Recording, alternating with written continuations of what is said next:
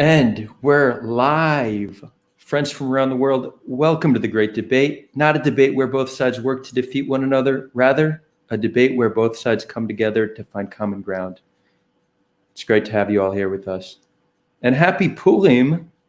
For those who don't know, Purim is a Jewish holiday which commemorates the saving of the Jewish people from Haman, who was from the Persian Empire. He planned on killing all the Jews, and we were rescued. A lot of our holidays are us being saved from people trying to kill us. Purim is considered one of the happiest holidays of the year. It's in the month of Adar. I was not born in this month, but it's a cool little factoid. And it's a holiday where people are meant to dress up and get drunk, essentially. That's not why I'm wearing this. This is just coincidental, to be completely honest. This is a owl costume. I forgot who made it. I wish I didn't, because I'd love to shout her out, but it's actually been through Burning Man and Midburn, which is Israel's Burning Man. So it has a lot of mileage on it, the good kind of mileage. But enough about my owl costume. What are we here to do? We're here to have an important conversation with two people whom I respect tremendously. The topic of today's conversation is one-state solution versus two-state solution, or something in between. We're going to talk all about solutions. As always, a big thank you to our Patreon supporters. We have our visionary members. That's Trivium Energy Pty Ltd. We have SOG Cannabis, and we have Max Marine. If you'd like to become a patron, you can find a link in the description. And, just know the patrons really help support this channel and really help us do what we do. And that's aid in the reconciliation process between people in conflict. There's other ways to support if Patreon's not your thing. We have a PayPal link, and also we accept Bitcoin and Ethereum. So check that out. Any support is greatly appreciated. If you're new to the channel, like, subscribe. And it's great to have you here. As always, we're going to do an after party in Discord. For those who don't know what Discord is, come and you'll find out. But it's an opportunity to engage with our guests. And without further ado, Gershon Baskin and Zahir. It's great to have you both here. To my top right, Gershon Baskin is an Israeli author and peace activist. He has authored or co-authored 15 books on the Israeli-Palestinian conflict and has been active in promoting peace since the 70s. Gershon is one of the only Israelis alive who has contact with Hamas and played an integral role in the release of Gilad Shalit. Zahir, the mystery man, the fan favorite. Zahir is a young Palestinian who is active in disrupting the status quo and engaging in the reconciliation process with Israelis. His family is in politics in the West Bank, so he remains anonymous for his own security. Great to have you both here. Gershon, I've been waiting to have you on the show for a long time, so welcome. Thank you. My pleasure. We're going to start by first question to you, Gershon, because I know you've been a big supporter of the two-state solution for many, many years. There's a growing notion that the two-state solution is no longer viable. What are your thoughts on that?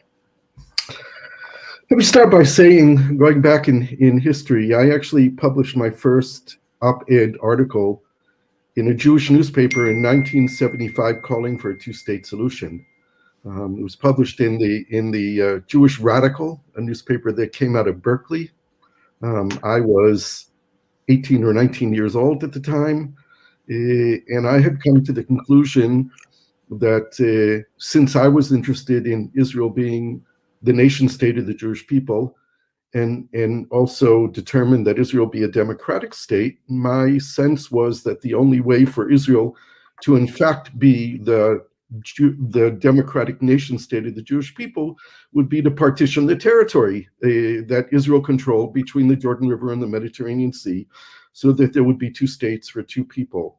My vision of two states for two people was always based in the idea that it would be a division of sharing and not a division of walls and fences and separation, or the paradigm that the Oslo peace process turned into, that only through cooperation, cross-boundary, and free movement of people and interaction and cooperation, could we in fact ever have peace? And therefore my vision of two states was a very different vision than what's emerged over the last years of a failed peace process, which never stated officially the two-state solution.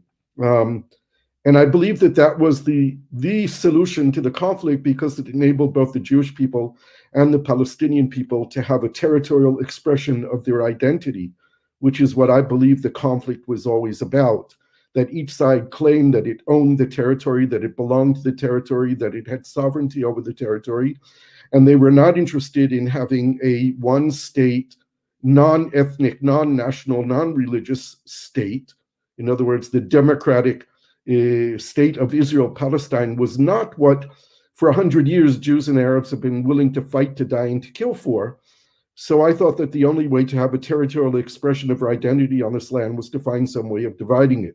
Where the question of how to divide it and where to divide it is a big question, but the principle had to be one that we're in fact sharing it while we're dividing it.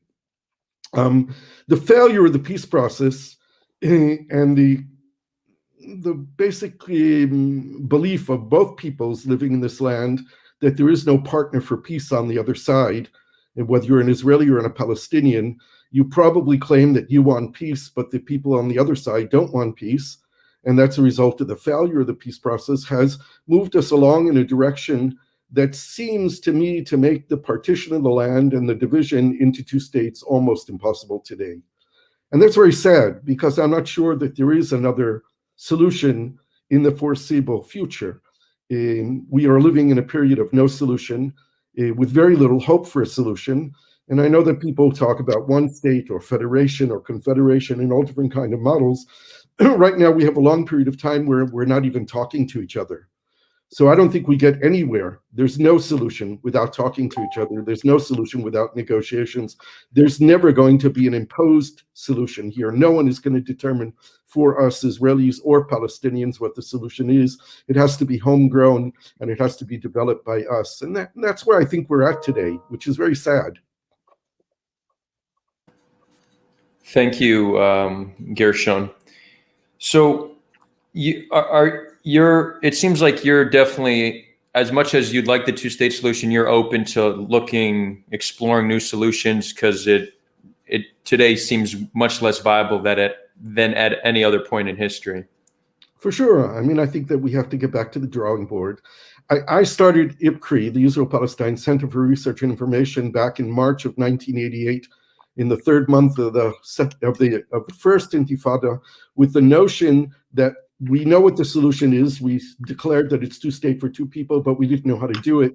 And over 24 years, I put together more than 2,000 joint Israeli-Palestinian working groups trying to come up with solutions to all the questions that were involved in borders, security, Jerusalem, refugees, economic development, you name it, tourism, agriculture, antiquities, every subject that could be thinkable of cross-boundary nation in nature. And we put together working groups to come up with solutions.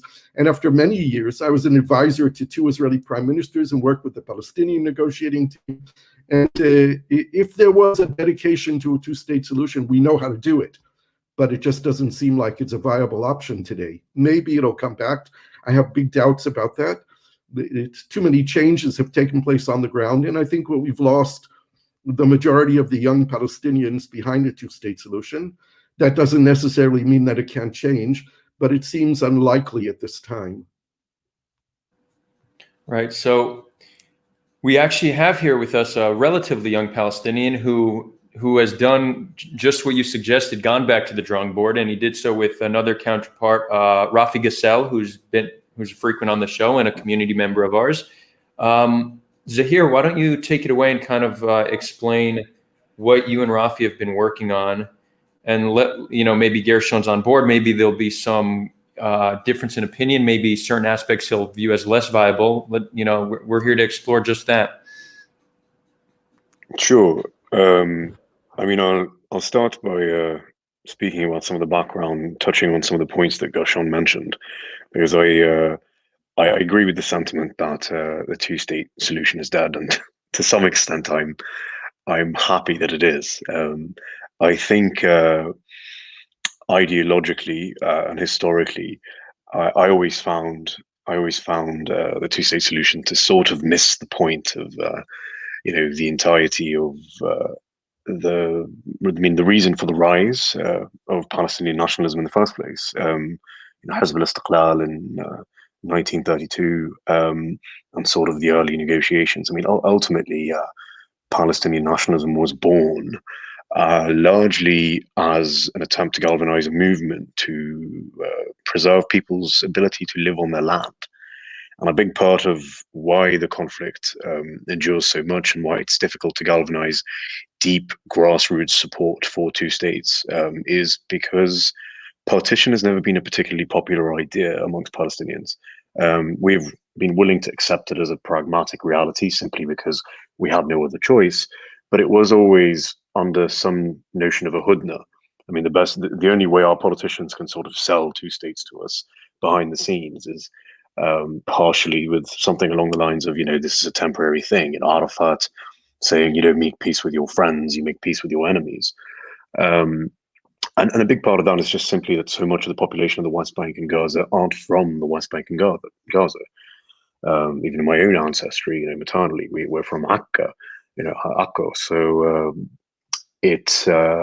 for a lot of people, given that the Palestinian nationalism was really this unification of tribes and clans from all over the land, it sort of didn't make any sense. I mean, effectively, what we all had in common is this like national struggle, against what we saw was, a foreign power that, arrived in our lands. And as soon as you take away the land element, you end up with, a politician from Nablus or Jenin saying, well, I'm perfectly happy with being on this side of the fence because this is where I'm from.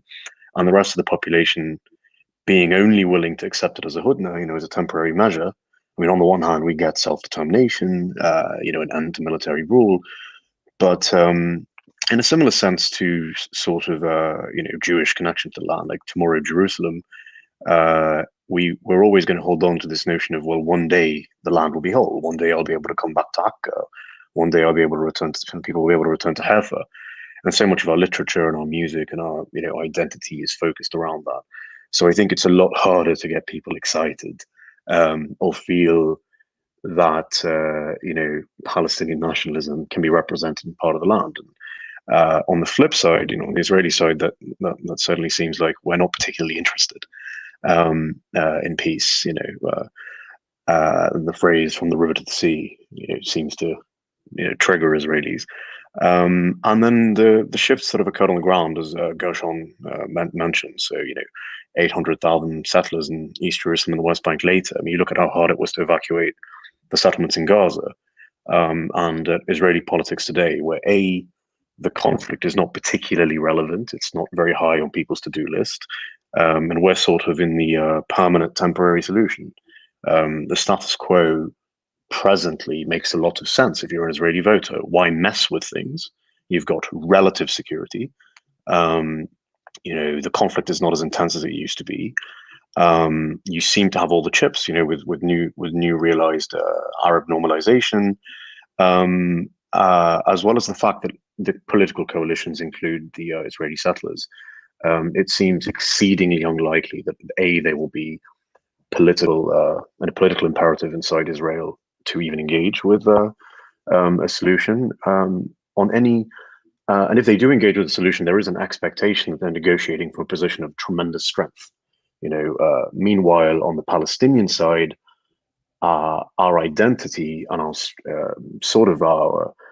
our narrative in the whole conflict is one of samud and one of persistence. And so the biggest step for a Palestinian thinking about any solution is about consent. If I sign a piece of paper saying that, okay, these are our borders, this part is our homeland, and the other side is the Israeli side, Palestinians have always felt that is, as a people, providing some implied consent for the history that has occurred, and effectively detaching them from the lands that they still feel an attachment to. And so while it's amusing that the figure is something like 40%, in a lot of these polls, like I wonder whether that figure is roughly the people who are from actually from the towns in the West Bank, while the refugees from Akka or Haifa or these other locations find a deal like that much harder to accept. which makes sense. I mean, it's so this is sort of the backdrop on all of this. I mean, there are ideological reasons why people are opposed to it, and there's also the political reality which has changed. And most of the deals on the table look like progressive Bantustanization, things like the Trump plan and whatnot. Meanwhile, I do think, in the spirit of sort of what Gershon is talking about, even if you do design a two-state solution, there is tremendous cooperation and shared interests between the two states, for either of them to be viable economically, security-wise, borders. And then there's the matter of a shared capital, which seems realistically, the most likely outcome. And so you already find yourself in something of a confederation. And the idea of an economic union, between Israel and Palestine has been there since the very beginning. And so on the one hand, there's a need for autonomy and governance. There's certainly enough differences between the two people that you can have a tyranny of the majority. And so, one binational state that looks something like a bigger Knesset or a bigger Palestinian parliament doesn't seem particularly viable. On the other hand, the division of the land creates both ideological splits as well as displacement of people. And so naturally, you gravitate towards something like a federation. So looking at a constitutional design that allows for regional autonomy. And I actually don't think a binary one is the way to go there, but I can get into that a bit later. That allows for regional autonomy while still preserving the unity of the land. And if you actually look at demographics today, I think that they support this idea. There's a very large Arab population in Akka, in Beersheba, some in Haifa. So the land doesn't really look like these simple sort of 67 borders map that people have in their head when they picture the two states. And so to me, it looks a lot more like a series of, states within a federation or cantons, with distinct levels of conservatism, cultural values, as well as old tribal identity on the Palestinian side, and regional history that kind of creates a fairly natural divide between these regions. And yeah, in a nutshell, that's the gist of the idea.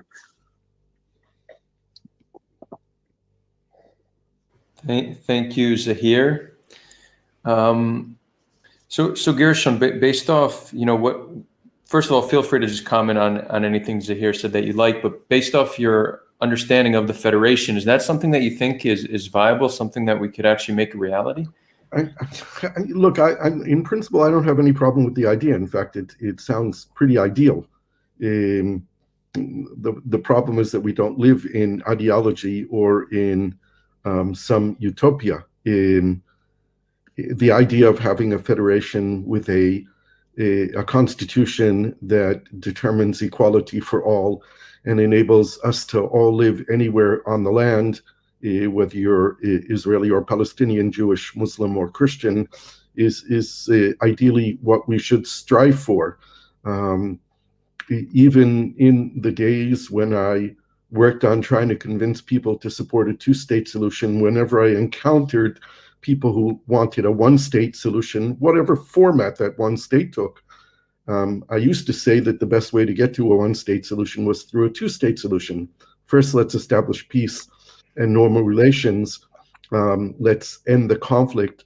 Let's find a way of working together, crossing those borders, and building the coexistence, so to speak, between the two states as a way to get there.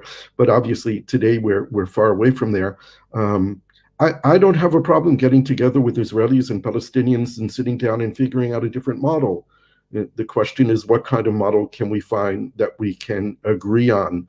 I think it's going to be very difficult for Jews to give up the idea of sovereignty, of control of their own destiny. I admit that I no longer call myself a Zionist because I no longer support what's done in the name of Zionism. The ideal of Zionism being a Jewish liberation movement for the Jewish people and establishing the right of the Jewish people to be recognized and having self-determination has gone off the wire, has gone berserk, and what's done in the name of Zionism no longer represents what I believe in. So I was never one of these, flag-waving nationalists. What was essential for me is that this be a place where Jews could live safely in security and have an expression of their identity on this land. But I have no problem sharing the land and working out a constitution and doing what Zahir is talking about, having a federation. I know my first 2 years living in Israel back in 1978, 79 till 1981, I lived in a Palestinian village inside of Israel in Wadi Ara, in Kufar Qara, where I did community-based volunteer work. That was my real introduction to Israel when I migrated here. And I did that for ideological reasons, because I thought it was essential to know the other people living here, to live with them, to learn their language, and to be part of a different kind of Israel. So in principle, theoretically, I don't have a problem with anything that Zahir said. I think that there's a built-in recognition in the idea of a federation or a confederation that the entire land from the river to sea is important to everyone who lives here. It's important to Jews. I mean, why did Jews go and settle in Judea and Samaria? When you started out, Adar, talking about Jewish history and Jewish holidays, when we read the Torah, we're telling the stories not of the beaches of Tel Aviv, but of the hilltops and the valleys of Judea and Samaria. That's the historic land of Israel. And that's why people went to go and settle there, or a lot of people went to go and settle there, was because that's where the story of our nation begins. And I understand for Zahir, who's an Akawi, the importance of the attachment to the historic land of Palestine, which is all the land of Palestine from the river to the sea. So I think if there was a way that we could figure out how to share it peacefully and have that territorial expression of our identity in a common state with a constitution that guarantees all of our rights and finds the way to give us cultural autonomy in that sharing, that would be ideal. It would be the ultimate solution. Thanks, Gershon. So, yeah, Zahir, Gershon mentioned something that I think is most Israelis concerned with any one-state solution model, whether it's a binational state or a federation, and that's the issue of Israeli sovereignty. So how does the Federation of Israel-Palestine? I'm correct. That's what it's called. That's what your plan is called. I mean, the name is sort of secondary. We actually called the political framework Retz Art, just the land, for partially because sitting there trying the name is rather secondary, at least to the core governance, and you can kind of get lost in national symbolism, what to call things. And symbolism carries so much weight that it distracts from fundamentally actually trying to ask the questions. Now, the point of the plan isn't that this has to be exactly the plan. It's more about trying to design a framework that answers a lot of these questions. So I think as far as there is this leftover element from political Zionism and sort of like your traditional Der Judenstaat mindset that's very fixated on demographics. You see this in very old sort of negotiations right from the start, people talking about percentages. The Arab Executive Committee saying, okay, we'll accept 40%, in a binational state, and the Zionist leadership getting back to them, refusing that, preferring a partition, and vice versa. And even after the ethnic cleansing and the Nakba, there remained this concern about, what would the destiny of this remaining large Arab demographic inside the land be, and how would it affect, this notion of Jewish self-determination and ethno-nationalism. So this is this old prevailing idea. In practice, it really isn't as relevant as it seems. So the reality is there are so many governance models in so many countries that provide a design for how you can actually have many different identities, many different nationalisms, and different groups of people within a federal framework. And it really just depends on how federal you are. It becomes a case of what goes in my federal government is the stuff that we definitely have in common. I would say, security and army, border control, an economic union, currency, and probably foreign relations, and everything else then sort of on the table. Is it a federal education system, or do you allow it to be regional? But as far as sovereignty goes, I think one of the easiest ways to look at it is to actually get out of the armistice line mentality. I mean, it is an armistice line. It's actually not where the populations are. And if you actually look at a heat map of the land, it kind of goes from north to south. And you have the Jordan Valley, which is relatively unpopulated, with some settlements there. Heavily populated, extremely densely populated Palestinian cities, and an extremely densely populated Gaza, and then a sort of Arab heat map that flows down from Akka to Beersheba and through East Jerusalem. The thing is all over the place. It looks nothing like 67 borders. And one of the easiest answers for how to draw things up comes from the history of the land itself, which has often been that of tribal confederations, and effectively persists to this day as an identity. I mean, Hebron has an identity. Nablus or Shechem has an identity. These regions largely operated as a city, and then a bunch of villages around there, as a qada. So it's something that's very not, that's something that's already present. They have this history. They have cultural differences, dialects, as well as different political needs. So you have regions that are far more conservative than others.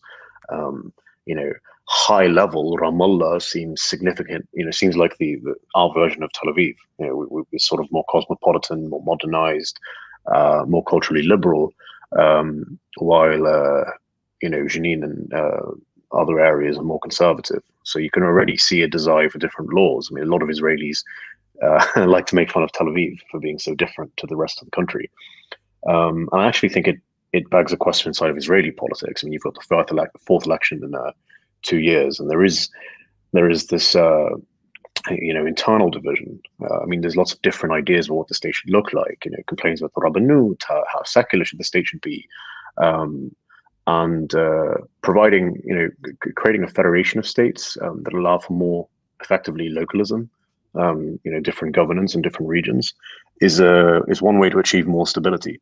It's a lot easier to get 500,000 or 800,000 people to share a common set of values and build an identity around, what they want their laws, holidays, how conservative or religious they want their area to be, while maintaining some, basic bill of civil rights across the entire land, a common criminal justice system, than it is to get a nation with rapidly different degrees of religiosity, multiple religions, multiple cultures who don't even share the same language, to agree on things.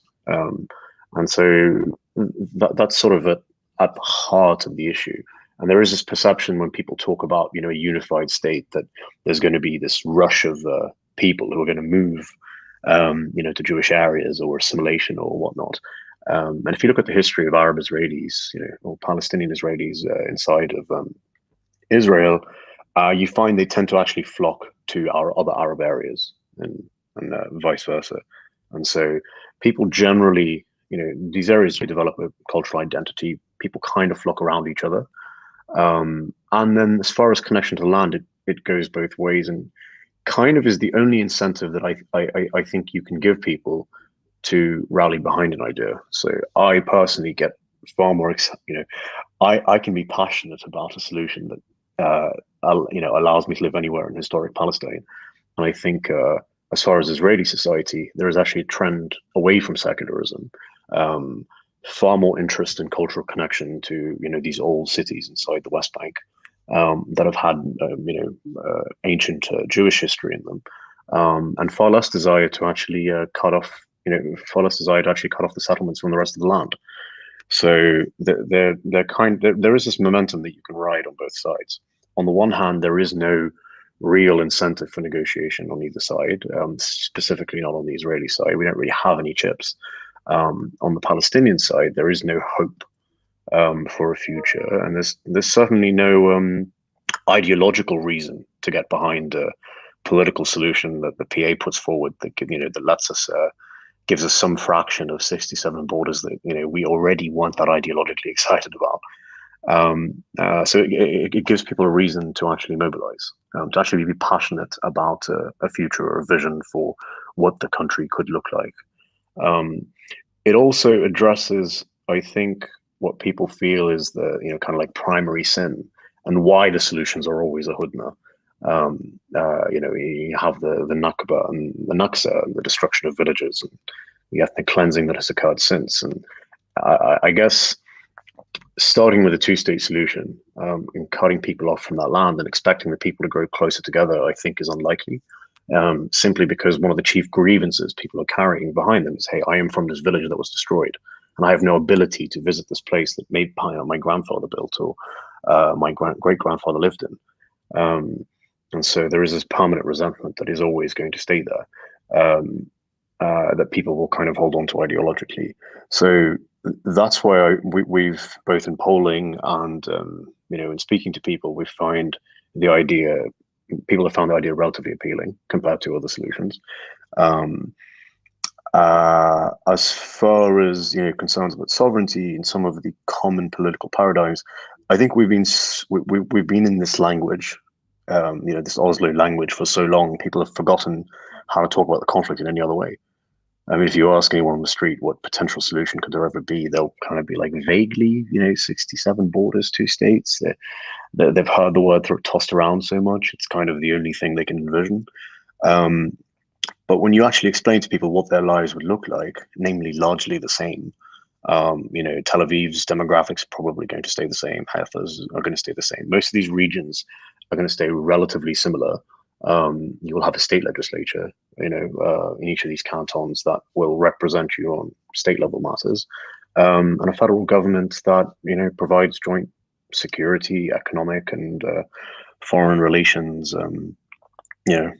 role. And I think that is ideologically an easy vision to sell certainly on the Palestinian side, and I think to a portion of Israeli society. And it starts to allow you to build a coalition where kind of you have 2 groups of people who are getting all of what they want, rather than having to compromise on stuff that I think is chiefly the only reason to still be here. I mean, life in the Palestinian territories is not easy, and there are a lot of people who can leave, who choose to stay, and a big part of that is their connection to the land and their connection to this place, and it gives you an idea of what motivates people to engage in the first place. In a nutshell, I think that is why heading down this direction makes it, I find, a lot more hopeful, to galvanize people to think outside the 20-year Oslo box. I think that I think it is a lot easier to sell to the Palestinian side than it is to sell to the Israeli side, and I think the Israelis would be quite fearful of it. I think one of the reasons is the total disconnect between the two people and the total delegitimation of any contact that exists on both sides, but much more on the Palestinian side than on the Israeli side. I think, for instance, and I hate to bring up old issues, but it pushes the need for us to, for instance, re-examine what we teach our kids. And education is a big issue in terms of what kind of opportunities we're opening up in the minds of ourselves and our young people with regard to the future. And I think it's essential that we re-engage and we begin to talk about other solutions and other possibles. But today it's almost impossible to do that. The whole anti-normalization movement, which makes any contact across those borders illegitimate today and threatening, in fact, when Palestinians have to hide the fact that they're even talking to Israelis, as we have this evening with you, Zahir, unfortunately having to hide your identity. It's very unfortunate that's a part of the reality. The Palestinian educational system has gone from bad to worse in terms of the messaging that it's giving of the total delegitimation of the right of any Jews to even be here. The Palestinian textbooks keep getting worse. And of course, that's a reflection of the horrible reality on the ground of the continuation of the occupation, the expansion of settlements, and the harsh behavior of both the Israeli army, the Israeli government, and most the Israeli settlers with their violence against Palestinians. But if we want to open up a discussion that talks about a different kind of living together in this land, a federation or a confederation or whatever other model we come up with, it has to be through a process of us re-engaging in dialogue and talking to each other and meeting each other and recognizing whether it's difficult or not, the legitimacy that we're all here. Even if you want to delegitimize, or you don't believe in the legitimacy of the historical claims of both people on this land, if we don't embrace the fact that we're all here and we're all staying here and we're all going to be here in the future, then there's no way that we can get into a discussion that's even desirable for a majority of Israelis. Even for a minority of Israelis, it's difficult if the Palestinian side won't recognize their legitimacy of being here, their connection to their land. And this is something that needs to be addressed. It has to be, if we're going to sit down and have a different kind of conversation. Thanks, Gershon. Real quick, Zahir, I just want to kind of pitch an idea to Gershon about convincing Israelis. Do you think that one thing that could potentially help is explaining to them that one of the benefits of a federation and a canton system, it gives autonomy. It seems to solve a problem between the ultra-Orthodox and the secular Israelis, and there is growing tension. And it's essentially, we have two populations, or that could even be split into more than two, who are fighting over what the nation looks like on a fundamental level. Will there be buses on Shabbat? Do stores open on Shabbat? There's a whole set of issues that you have two sects of the population essentially are, playing tug of war with, and it's creating a lot of tension. It almost seems like one way to convince them that local autonomy is good is by explaining that it not only can be an elegant solution to the Israel-Palestine conflict, but also to the Haredi-Chiloni divide. No, I don't think that it fits into the discussion. I think there is an ongoing discussion in Israel on the level of local autonomy and the ability to decide the nature of each region of this country and how it deals with issues of religion and state. I mean, let's remember Haifa used to officially have buses that ran on Shabbat. There were these things that happened that are decided on a local level. The disproportionate power of Haredim in Israel has a lot to do with the political structure of the country and the fact that the political issues in the country today are mainly Netanyahu yes or Netanyahu no. The empowering of the Haredim is as a result of that. It's not an ideological divide. It's on the nature of one person. We're going into our fourth set of elections in 2 years over one issue. Netanyahu yes or Netanyahu no. If Netanyahu was not running in the Likud, we would have a government for a long time already. And it's not about the Palestinian issue. It's not even about religion and state, although those issues need to be decided. Personally, I would like to see a federation in terms of issues of religion and state.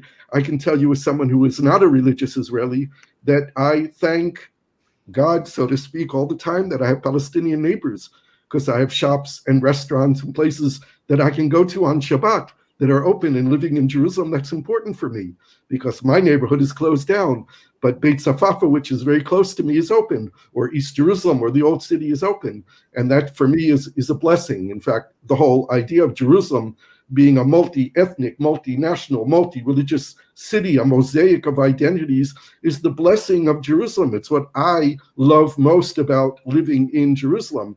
And if that could be expanded on a national model, that would be wonderful.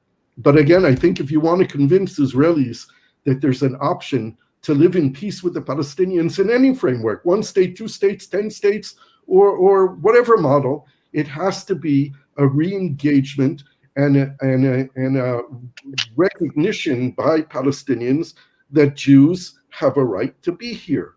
And I know that's difficult for them to do. But if you want to rebuild a partnership, a sense of partnership, it has to come from that. Just as Israelis have to recognize that Palestinians are here and are parcel of this land, that this is their land as well. It has to be this mutual recognition. And that goes back to the whole beginning of this conflict. Yeah, I want to emphasize the importance of what you said. We just had somebody in the comments say Israelis should go back to Europe. Not to mention that only around 50% of Jewish Israelis are in fact Ashkenazi, but they don't understand that comments like that only fan the flames of fear and hate and ultimately cause more harm to the Palestinians as well. So that rhetoric needs to stop immediately. I'm with you. My wife's family is from Iraq. They don't have any place to go back to. Yeah. Zahir, the floor is yours, brother. Sure. I mean, Gershon touched on a lot of important points. As far, I'll get into sort of the history and I think the reconciliation narrative differences that I think exist between the two sides. But just on the anti-normalization front, I think there are two elements to that.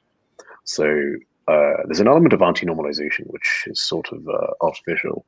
It's actually more to do with the discomfort of the Palestinian Authority and the PLO, Palestinians communicating directly with Israelis, or Palestinian organizations or groups or even clans, simply because it provides an alternative. It creates the sense that they are undermining the official position, sort of letting the side down and whatnot by going off and having their own thoughts about how things should be done. Which I think is deeply ironic, given that we haven't had an election 14 years. Our upcoming one is, to some extent,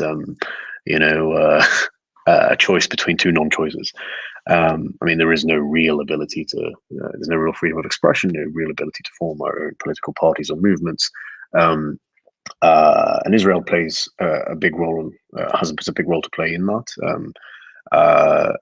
As well as general censorship, issues with establishing Palestinian media, news networks. So there are a lot of reasons for that. But a big part, one part of anti-normalization is in fact a form of political suppression. There is a separate form. So here it is very ironic that the ultimate normalizers are the Palestinian Authority themselves. They're the ones who carry on the day-to-day relations with Israel, the security coordination, the purchasing of, I can tell you as someone who's worked in trying to advance renewable energy in Palestine as independent Palestinian energy from the sun, it is the Palestinian Authority that continues to buy electricity from the Israeli electric company. And in areas where the Palestinians could have their own independent electricity, the Palestinian Authority does very little to encourage it and to advance it. And it's possible because it's economically viable. But the ultimate normalizers are the Palestinian Authority themselves. Yes, I mean, very much so, including in some of the more brutal ways. I mean, the security coordination is deeply unpopular for a lot of reasons. I mean, on top of everything else, on top of the fact that we don't believe their negotiation approach or tactics or anything that they're doing right now is going to get anywhere. They play a tremendous role in suppressing any other political party or movement, or frankly anyone who doesn't follow the same ideological line as them. So there are a lot of critiques. As far as an element of the anti-normalization sentiment that really has nothing to do with speaking to the other side. On the flip side, there is another element of anti-normalization, which is actually simply a rejection of the legitimacy of Israel as an ethno-nationalist state, and that's more a critique of the history. And this gets to the question of what Gershon is talking about, where in relation to Palestinians recognizing the Jewish people have a right to be here. And I think that's a big narrative difference that's there between the two sides, because on the Palestinian side, there's a sense that Jewish people lost the right to be here. That is to say that, in our version of the narrative, there was no strong Palestinian objection to Jewish immigration. Rather, there was a Palestinian objection to the establishment of a Jewish state, partition. That basically, it is one thing for you to arrive in the land, like so many other groups, with the Armenians or whatnot. It's another to kind of carve up a chunk of the territory and establish a state there. And that's something, I mean, that is in a lot of ways the history of the violence. I mean, if you look at sort of the 1910s, before Balfour and then sort of the first, really intense violent events like the Hebron massacre, you go from positive neutrality. There were a lot of people in the early 1900s that were quite happy about Jewish refugees and immigration. There are even points in Palestinian history where people encouraged, particularly due to their relations with Syrian and Iraqi Mizrahi Jewish immigration to the land. Further down the line, in the early 1900s, you have the shift from sort of ambivalence to Jewish immigration, or even a positive sentiment, trade and whatnot, to hostility. And you see this happen on newspapers, and so Palestinian newspaper is a great example, to the greatest possible degree of hostility. And so much of it was a response to the rhetoric of Zionism. Putting aside all the ideological stuff, at the end of the day, you have a group of people who are, referring to us as savages, talking about transfer of populations, talking about basically demographic control of a region. And there is absolutely no way a local population is going to see a group of immigrants show up, talk about establishing a state there, as well as the language they use to refer to us. I mean, without getting into debates about terminology, ultimately they referred to themselves as colonialists at the time. They referred to the locals as savages. They had distaste for their culture, and so our newspapers then published that rhetoric, and they said, "This is what these people are saying about us. This is what they're here to do." And then there was incitement. I mean, this anti-Zionist. And we generally refer to it then as a political movement. So quite separately from Jewish people at the time, at least, all the two merged together 20, 30 years later, before the 48 war. There was tremendous tension against it, increasing hostility. And then post-Balfour, there was a sense of the vindication of the threat, that basically, they definitely are here to do this. The Palestinian ruling class and the educated class was a minority of the population. You have the Nasha-Shabiya and the Hassani's and a bunch of sort of powerful clans and families. And progressively, as word spread around the land, you have this intense sense of when refugees or immigrants arrive in a land, they are, at least for a few generations, guests. And so there's an Arab notion of hospitality towards a guest and towards people who are arriving in a location. And then there's just a sense of, the audacity of these refugees or these guests to then all say they want to take a piece of it. And that is very much the sentiment. And it was also quite a tribal society. So there's kind of, depending on whose territory, depending on which tribe or clan's territory you happen to build your new yeshuv in, those are the people who are going to dislike you. And the history went something along those lines. Following the Nakba, following the Naksa, with the destruction of 800 villages and the Nakba, the Exodus, 1 million people between 48 and 67, there is a sense then that when Palestinians talk about Jews not having a right to be here, they are referring to the history of the state of Israel. So it's not so much talking about Jewish connection to land or their history here, or the fact that any population can return to a location. In fact, the fact that Jewish people had a connection to the land would almost endear them to the locals if it wasn't for this history. Now, we can harp on history forever, but I don't think there is no real way to move on from it until there is some kind of a reconciliation moment. And that is why I see one state, federal models as a good place to start. Because as soon as you get people out of the zero-sum game, as soon as Israelis, who many of whom were just born here or several generations in, and are actually benefiting from the restoration of Jewish culture and history and civilization in a way in the land, as soon as they don't have to be defensive about it, as soon as they basically don't feel that them engaging with this history is a threat to the existence of you could say the positive aspects of what this history did for them, I think they're in a much better position to come to terms with the ugliness in which it happened, the ugliness it took to get there. And that is what is necessary for the Palestinians to actually engage with the other side. I mean, there is presently no recognition of any of this history from the average Israeli. Most people are not Gershon. I mean, that is the reality. I mean, if most Israelis are fairly aware of this history, fairly uncomfortable talking about it, and very quickly shifting to a gear where they're like, oh, there was an ancient kingdom of Israel here, an ancient kingdom of Judea, as if that is the issue that Palestinians have. I mean, it really isn't about Jewish history. I see Jewish history as part of the history of the land, and therefore part of my history. it's something I'm actually deeply interested in, and I think it's important to preserve the culture and history and heritage of the land.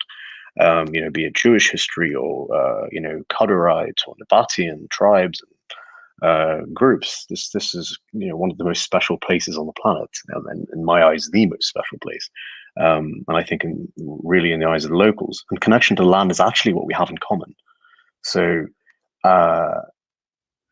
I think just understanding why there is no real desire to engage, and yes, part of that is education. I mean, we really don't know much about. I grew up. If you asked me what's a Jew, I would have said, I don't know, a soldier. That was basically the image that would pop into mind. So yeah, there is very little education on either side about the other, but that is what it comes down to. And if you look at Israeli media, or Hasbara or propaganda or attempts to basically defend their state, because anyone born in a state is going to want to defend it. Almost every state has a kind of messed up history. It's not unique to Israel. You can look at the United States or many modern nation states. As soon as you don't have to be defensive about that history, that you can engage with it without it feeling like a threat, the propaganda and the rhetoric changes. So I think right now, looking at my perception of the psyche of most Israelis is that they need to defend, the goodness of their state at all times, because if at any minute they sort of sit there, given that there is this other population, and relent, they're going to feel like, that the entirety of the international media will descend upon them. And so there is this intense, denial really of the history that they feel is necessary in order to basically preserve their right to be there, in the way that Gershon is describing. And I think the message that Palestinians can extend is that your ability to come to terms with this history and to reconcile with it is, in our eyes, what gives you the right to be here. It is you divorcing yourself from the ugliness of the history, taking the positive aspects of the fact that you were here, for better or for worse, with whatever it took to get here. There has been a restoration of your connection to the land. You have sabras, and you have a restoration of language, of culture, and ability to visit all of these historical cities. And if you love your state, if you love the positive aspects of your state, you must come to terms with the tremendously ugly history. And that is the case for so many countries. And I think when people get past that step, and getting out of a zero-sum game helps them do that. When the ultimate goal is the unity of the land, then telling someone that you coming to terms with this history actually gives you more of a right to be here than less, I think the rhetoric can start to change. Basically, I guess criticizing the ugly history of what it took to get here becomes something you do to actually defend your connection to this land and your right to be here. I agree largely with almost everything you said. I think the reconciling of history and the historical narratives is something that needs to be done together. I think that both sides have a lot of owning up of some of the really bad things we've done in order to be here and to claim our rights to be here and our relationship to each other. And I think I always thought of that as a kind of process that happens post-peace agreement, the kind of truth and reconciliation that needs to take place, that took place and is continuing to take place in places like South Africa. If those processes could happen prior to political agreement, that would be great. I have doubts if it's possible before there's some kind of political agreement for us to be able to do that, for us to all own up to the negative side of our defending our right to exist and our claim to the land and to be in the land. But I think it's essential. I think it's necessary. I feel very secure in my own personal identity and my connection to this country, that I don't have a problem looking at the really bad things that the Zionist movement did in order to create its state. Ultimately, I believe that Jewish survival made it necessary to have a state of Israel. I think we could have done it a lot differently. And I think that the last 70 plus years could have been a lot different. But I think that essentially there was a moral imperative for the creation of the state of Israel. And I think that's something that most Palestinians can't say or recognize. And I know that Palestinians bear the historical brunt of the anti-Semitism that existed in the world that created a moral imperative for the existence of Israel. The Palestinians weren't guilty of the Holocaust or of any part of Jewish history for the last 2,000 years, yet they certainly have paid the price for what happened to Jews around the world. But I think it's something that nonetheless we need to look at each other in the eyes and say, we're here today in the 21st century, and our focus really needs to be forward of how we share this land, how we live together on this land, in whatever framework we ultimately decide to do it in. I think it has to be based on the principles that we're all connected to the land, all of it, that building cages and fences and walls is not the way to live in peace, and that the essential value of equality has to be the basis of any kind of peaceful resolution of the conflict here, that no side has more rights than the other, and that we need to find ways that we can freely express our identities, our religious identities, our national identities. But along with that, we also, I think, have to deeply encourage us, all of us, to learn each other's history, to learn each other's language, to learn each other's religion, to not only respect it, but to celebrate the diversity and the similarities that we all have. We're so similar in so many ways. The language, Hebrew and Arabic language, are sister languages. And if you speak Hebrew, if you speak Arabic, you already know hundreds, thousands of words in the other language. And we don't recognize that. And we should actually be having this conversation in Hebrew and Arabic right now. And all of our listeners in Israel and Palestine should be free to express themselves in both those languages and to listen and celebrate those languages. These are things that we need to do in order to figure out how to live together. Thank you, Gershon. We're going to start winding down. The conversation's not over. It's going to move to the after party on Discord. Zahir, feel free to respond and then share some final thoughts. Maybe mention what you think people can do to progress the federation solution or just peace in general. And then Gershon, you'll be able to answer that same question. And then we are going to move it to the after party. I'm tossing a link to the Discord. Once you join the Discord, on the left-hand side, you'll see it says Lounge. Click on Lounge. You'll be connected via voice. You don't need to speak. If you just want to type, you'll see it says Lounge Text. You type there. It's an opportunity to interact and engage with Gershon and Zahir. And if you're new to the page, subscribe. And if you like this video, give it a thumbs up. And if you didn't like it, thumbs down. Just express yourself. Freedom of expression is important. Anyways, Zahir, all you. Yeah, I agree with a lot of what Gershon said. And this before after thing is an interesting question. So I do agree that reconciliation can't happen outside of the context of a political solution, and that is simply because we have no desire, growing up in the West Bank, there is no desire to understand the other or to be friends with the other, given the sense of, we'll be friends when you take your boot off my neck. I mean, that is the way it feels. And it's a chicken and egg problem, because on the other hand, there needs to be reconciliation in order for the people to get along. And I think you basically put that in your political movement. That is sort of the pitch, I think, here really, is to do the two together. So present a vision for what the land could look like, and then rally people around it. And as part of that rallying or the common vision, and seeing that, okay, there are people on the other side who want to live in this land equally, who don't agree with the history of this conflict to date, and to what their side has done, and share this vision for the future. This movement in and of itself becomes a big part of the reconciliation. And I think that is, to some extent, what is missing here. nothing is going to change about the Israeli-Palestinian narrative via a political solution. If tomorrow our two respective leaders signed a piece of paper saying the conflict is over, the conflict is not over for us.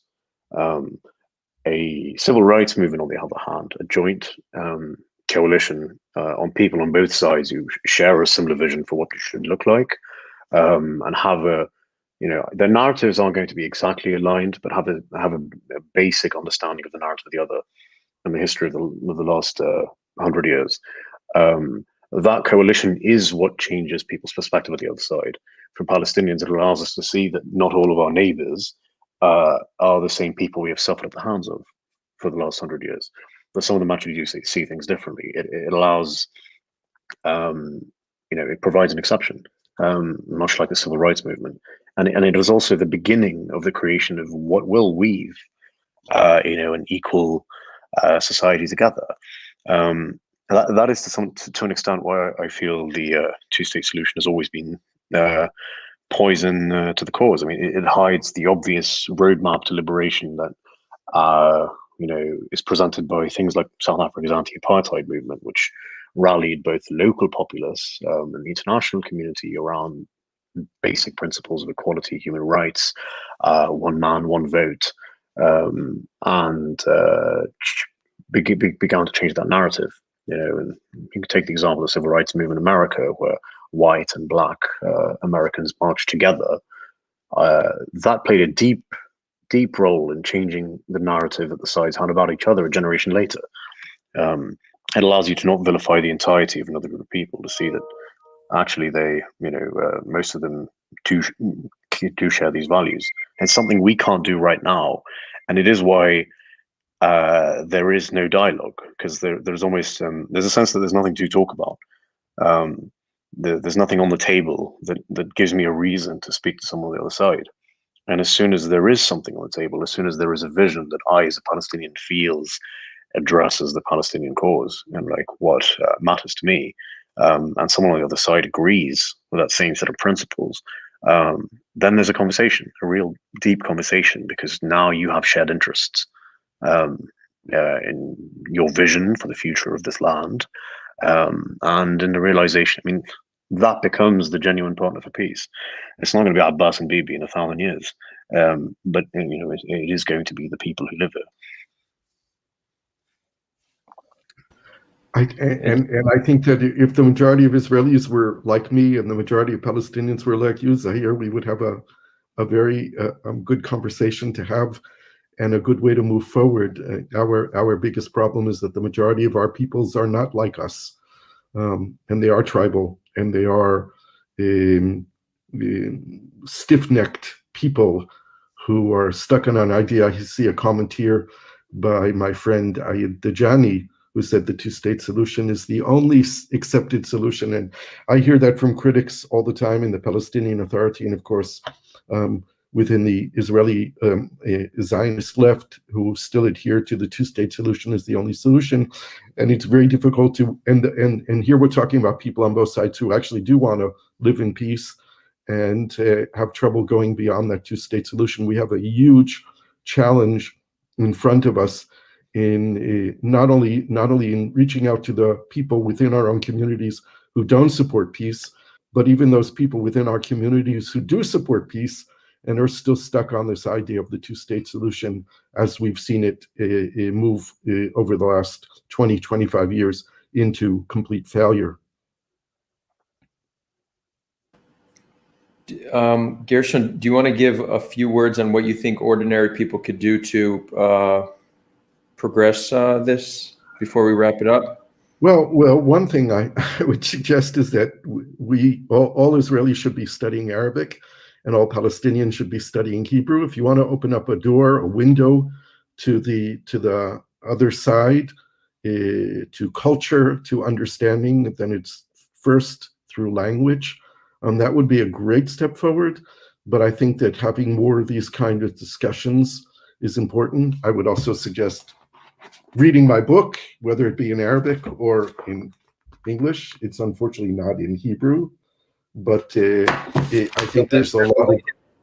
Link in the bio, link in the description already for anyone who wants to check that out. But I think that we need to engage. We need to talk.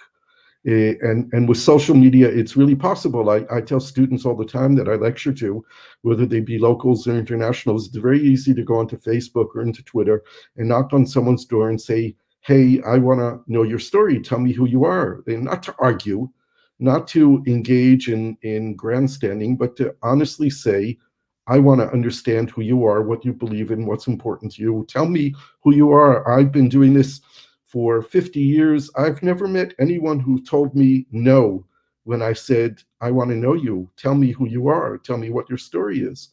And I think that we can do that, and it's easy to do it. Unfortunately, Facebook and Twitter and other social media platforms have become very negatively used to build hatred and racism and much more hate speak than searching an honest discourse and discussion and curiosity and listening. And I think that's something that common people can do very easily, and we should encourage it. Great. And that wraps it up for our live session. We're going to continue the conversation in Discord. I'm going to leave a link one last time in the chat. Join us, click lounge, and you can interact with Gershon and Zahir personally. To anybody celebrating Purim this weekend, Chag Purim Sameach. They say on Purim it's a mitzvah to drink, so do that mitzvah, but stay safe, friends. And with that, signing off.